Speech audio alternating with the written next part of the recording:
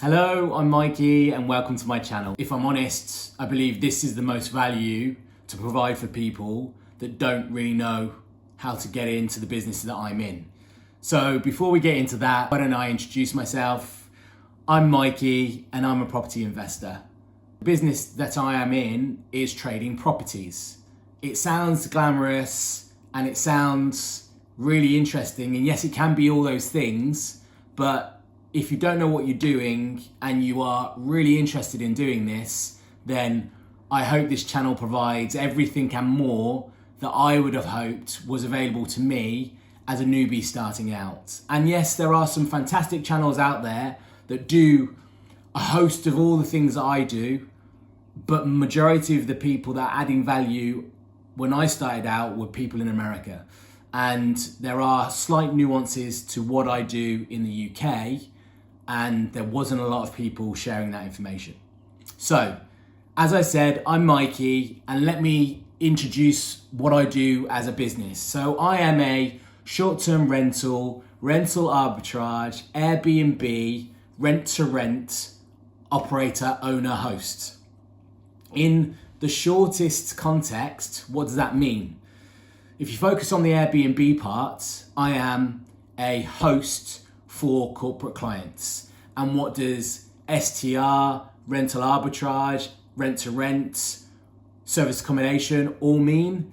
They mean all of the same things really, but to different people. To the uninitiated, they don't mean a lot.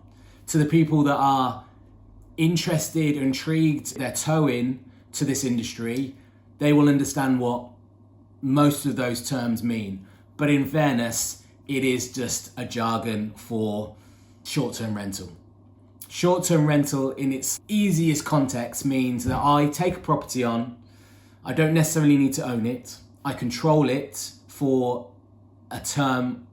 How did I get into this business? And that's a very easy part to describe to you, but it will take some time. So let's jump into it. How did I get into this business? I've always had an interest for property. Buying them, refurbishing them, checking estate agency websites. I've had that interest since I was a young boy. So since I was a teenager, I've been interested in this industry.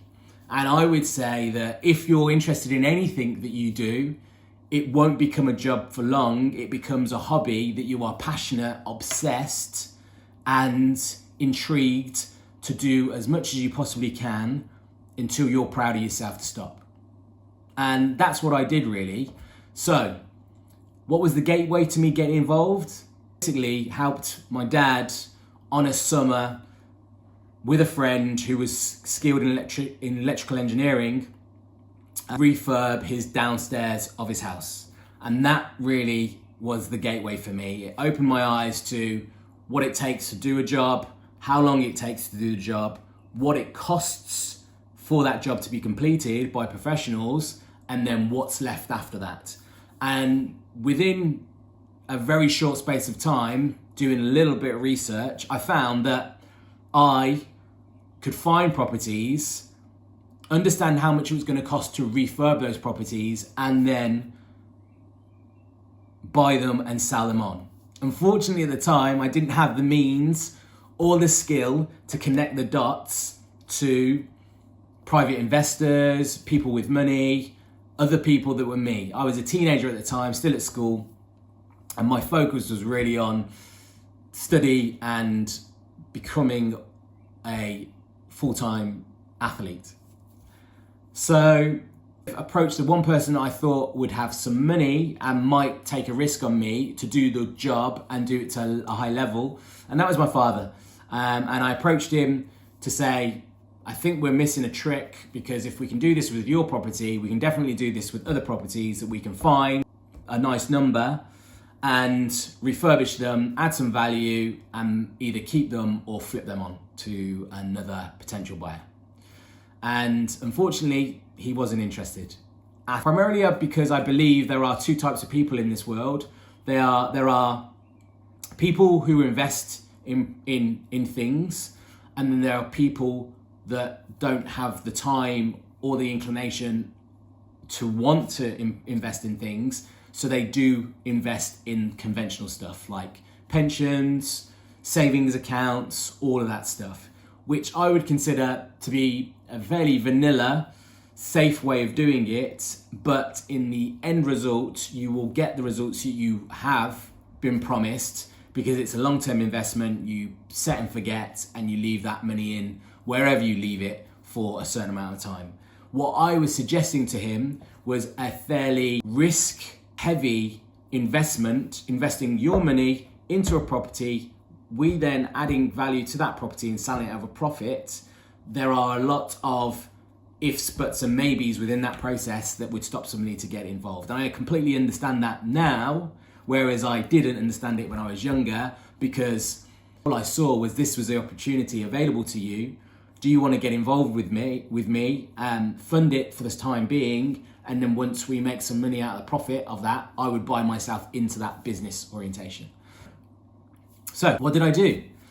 I did what most people do, and I did nothing. At 19, I really focused on the plan A, which was me becoming a full-time professional rugby.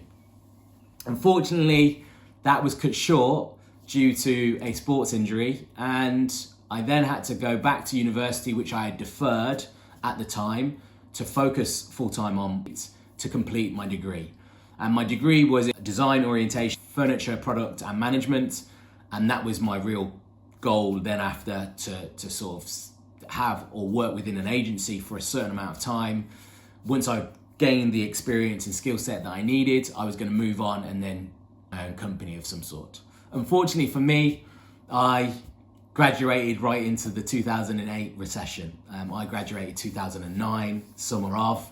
So at the time, there was a lot of people being made redundant, and that soon showed me that I wasn't going to get into the industry that I wanted to, unless I was willing to sacrifice a few things, which was one, having to move down to London, which I didn't want to do. Two, work on a very low salary and need to have something as a second job to be able to subsidize that salary, if at all, because I would more than likely have to work as an intern, and at the times interns were working for free for 6 to 9 months, and I didn't really want to trade that, if I was honest. I had job opportunities in my area that I lived in, the West Midlands, and I was happy to sort of embark and also try them out, so I did. So fast forward a few years forward to my early 30s now, and I had this still burning desire to get into property, and I didn't really know what I wanted to do with that. So I did what most people do, and I started reading some books. My first book, Rich Dad Poor Dad by Robert Kiyosaki, and that for me opened the door, a Pandora's box, let's say, of that you could buy, trade, hold properties and then make profit as you buy those properties. So you would buy them at below market value, these days still the golden term, and then you would buy those properties. You would buy either properties to cover the liabilities that you had, say your phone, your car, your mortgage, and then once you've covered all those costs, it's just building a portfolio of property will allow you to grow your wealth and net worth. And whatever you want to do with that, should you do. For me, a legacy sort of thing, build something to a level where I can allow myself to either hand that down to my son when he's old enough or sell it at some point. That was for me the opening gambit of where I wanted to get to, which was buy properties for myself and then hand it down to my son. I think a lot of people can resonate with and have an ideal goal to be able to at least offer that opportunity to their children or their family, should they wish. And really, that's where it all began. So I had done and completed a few courses along the way, and it was very much the generic multiple streams of income through generic property investment. So the generic property investment is what most people know. That's buy-to-let, flips, commercial conversions people know of, but they just don't know how to get into until you're a bit more sophisticated investor. But then came up this buzzword for service accommodation. When I first embarked on my networking to understand what was the options available to me, service accommodation really ticked a lot of boxes because it was one, a business that you could grow and scale. Two, you could completely 100% make it tax efficient for you as a business owner. And then three, once you've scaled it to a level, you could either sell it if you wanted to, or you could, again, legacy that down to your family members, should you so wish. I really then embarked on some training. The training was a 12-month mentorship program. For me, it was a massive risk, but it was one I was willing to take, really because I knew the risk was completely on me and my shoulders, and I could definitely bear the weight to do everything necessary to complete that course and also at least achieve the one ambition, the one thing that I wanted to, which was secure my first unit for service accommodation and rent that on Airbnb and Booking.com. So within that 12-month process, I was fortunate enough to complete on 3 units at the time. And then my second year, I was able to scale to 13 units. And then my third year, I was able to scale that again to 12 units. So in its entirety, I was able to scale to 25 units in 24 months with very little or no experience really. It was just the wherewithal to do it and the experience that I gained from the theory from my mentorship program. Where does that take me now? That took me into an environment where I didn't know what I was doing. I had to learn a lot on the job. I did some things wrong at the beginning that I shouldn't have really done. We'll go into that in a different video. But for now, led me into was learning this service accommodation, Airbnb model, what I do now as a full-time job.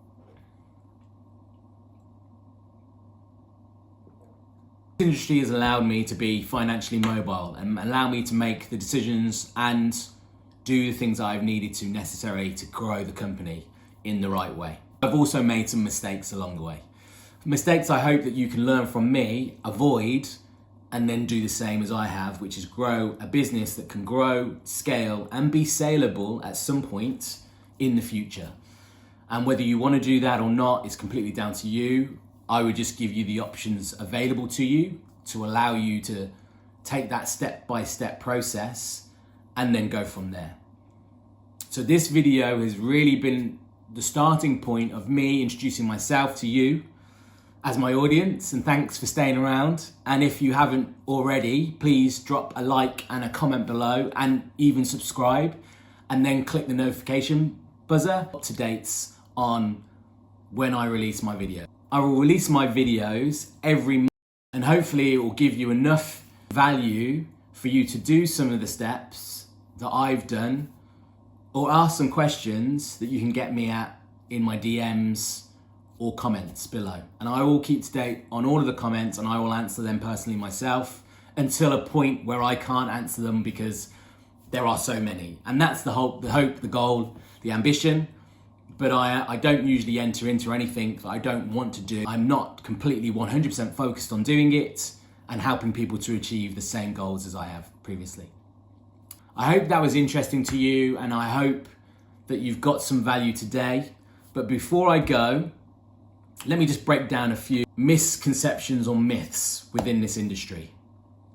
Yes, I do rent to rent. And yes, rent to rent means that I control properties from landlords with an agreement in place. It's usually a lease contract, and it's a lease contract for a certain amount of time. And I will go into those details a little bit more in detail in future videos. But rent to rent, one, is not illegal. It is subletting, but within the contract you use, it allows you to sublet a property. It severs all usual ties with the housing acts that normal conventional residential tenancy agreements would have to act in adherence to. In that framework, it allows you to then trade that property by the day, the week, or the month, as long as you need to satisfy your clients' or customers' need. That's myth busted number one. Another myth to be busted is two. Yes, you can make very good income from this business, but this business should be a a 10-month of the year process and a 12-month of the year income stream. So what that means is that you don't touch any of that money unless it's for expenses. And then at the end of that year, do you take a salary or a dividend from that? So yes, you can pay yourself your salary. Yes, you can pay expenses, but after that, you don't dip into that pot of money until the end of the year, first 12 months, because you will not know how much money you will need within that calendar year for mishaps, just uncalendarized expenses like leaks and relocation costs. And there will be unsurmountable costs that you may not have considered, like maintenance, gardening, window cleaning, all of those things that might come out of the woodwork just out of nowhere that you need to take care of. So the calendar month for a service accommodation should be 10 months because 2 of those months you will have down periods. And then within that 10-month period, you will have a 12-month income process that you won't be touching any of that money. Yes, you'll be paying yourself a salary. That'll be between you and your accountant to decide what you're getting, and they will do it in the most tax efficient way. And then from there, you will be able to pay yourself a dividend after that in terms of profits that are available to you within your business banking funds. The third myth to bust is that service accommodation, Airbnb, whatever you want to call it, short-term rental, is easy and passive. Yes, it can be passive, but it's only passive if you're handing that property from you securing it to a management agent. That means it's completely hands-off for you, but you are then allowing them to charge you a fixed fee whereby they can make some money from it, and it pays their time and effort, and their ability then is, or their job is for them to provide enough occupancy for you to enable you to pay them out of that profit. And then whatever's kept after that is yours to keep. But it's not passive if you choose to manage this process and all of the operations and responsibilities yourself, because you will be working not necessarily 9 to 5, but you will be on call 9 to 5, but you will also be on call on the weekends should anything go wrong, but available to any of the subsidiaries that work within you.